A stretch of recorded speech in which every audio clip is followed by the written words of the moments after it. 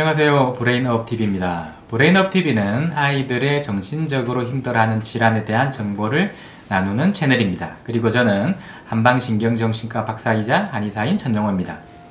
아이들이 틱을 하면 여러 가지로 신경 쓰이는 게 많은데요. 특히 아이가 틱을 하면 이거를 치료를 지금 시작해야 될지 아니면 조금 더 지켜보면서 기다려야 될지 그것에 대한 고민도 상당히 많습니다. 치료를 하자니 이걸 괜히 좀 있으면 저절로 다 사라질 것 같은데 괜히 일을 크게 만드는 것 같기도 하고, 그렇다고 이를 치료하지 않고 놔두자니 병을 많이 키워서 나중에 치료 시기를 놓칠까 두려워하게 되죠. 그래서 오늘은 아이들이 어느 정도 타이밍에 틱 치료를 시작해야 될지 혹은 더 지켜봐도 되는지에 대한 기준에 대해서 설명을 드리도록 하겠습니다. 그런데 사실은 이 제가 말씀드리는 기준은 전문가들끼리 통일된 그런 기준은 아닙니다. 틱 장애뿐만이 아니고 대부분의 신경정신과 질환들이 다 그러하지만 개인적으로 느끼는 그 불편함의 정도는 굉장히 편차가 많습니다.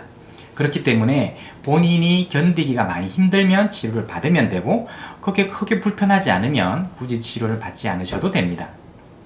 그런데 틱 장애는 주로 어린아이들이 앓는 질환이고, 아이가 틱 때문에 힘들다고 직접적으로 호소를 하는 것이 아니기 때문에 그것을 지켜보는 부모 입장에서는 언제 치료를 시작해야 되는지 타이밍을 잡기가 좀 쉽지가 않죠. 이러한 점 때문에 틱 장애를 오래 진료한 저는 그래도 치료 시기에 대한 어느 정도의 가이드라인은 있어야겠다고 생각이 들었고, 그 기준에 대해서 그 기준에 따라서 치료를 했을 때 가장 임상적인 효과가 좋았기 때문에 오늘 이 자리에서 소개를 드리려고 합니다. 일단은 먼저 치료를 하지 않고 조금 더 지켜봐도 좋은 경우인데요. 첫 번째는 증상이 나타난 지 1개월이 채 되지 않았 경우입니다. 증상이 1개월이 채 되지 않았다는 것은 저절로 사라질 가능성이 좀 더 높기 때문에 조금 더 기다려봐도 좋습니다. 근데 만약 1개월이 지나서 사라졌던 틱 증상이 다시 나타나고, 그리고 그러한 현상이 반복되면서 증상의 강도가 조금씩 더 심해진다면 이것은 치료를 고려해야 되기도 합니다. 두 번째는 틱 증상이 나타난 지가 3개월이 넘었는데 본인도 잘 인식하지 못하거나 혹은 가족만 알 수 있을 정도이며 남이 봐서는 모를 정도일 때, 즉 증상이 미약하면 조금 더 기다려도 된다는 이야기인데요. 틱이라는 것은 그 증상 자체로 인한 힘든 점보다는 어떤 그런 심리적인 위축이나 혹은 합병증이 더 무서운 질환입니다.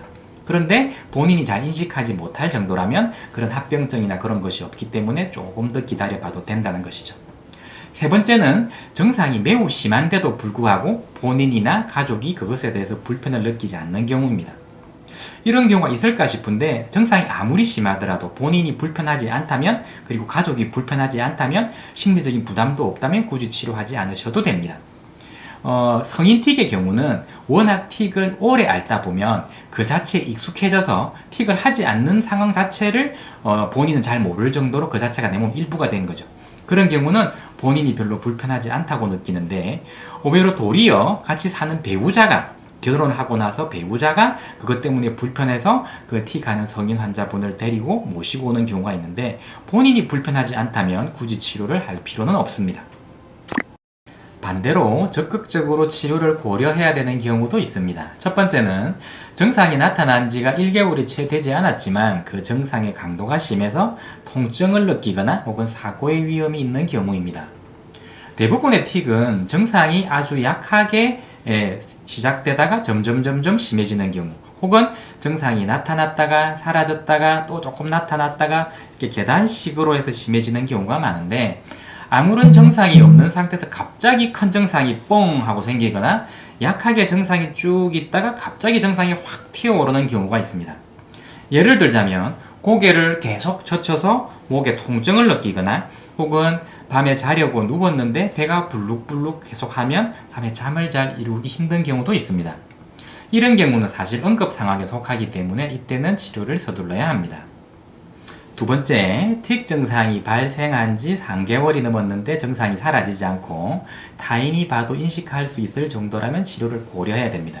왜냐하면 이 정도가 되면 타인의 시선을 의식하는 심리적 부담감이 생기기 시작하는 시기이기 때문입니다.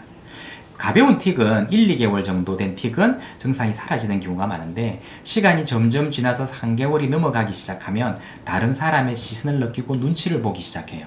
그래서 이 틱 행동을 뭔가 좀 정상적인 행동으로 위장을 한다든지 혹은 틱을 할 때는 타인의 시선을 피하면서 한다든지 그런 현상이 나타나기 쉬운데 그러한 행동, 그러한 심리적인 부담감 자체가 틱을 더 심하게 되는 원인이기 때문에 여기서는 적당히 끊어줄 수 있는 치료가 필요하다는 것입니다.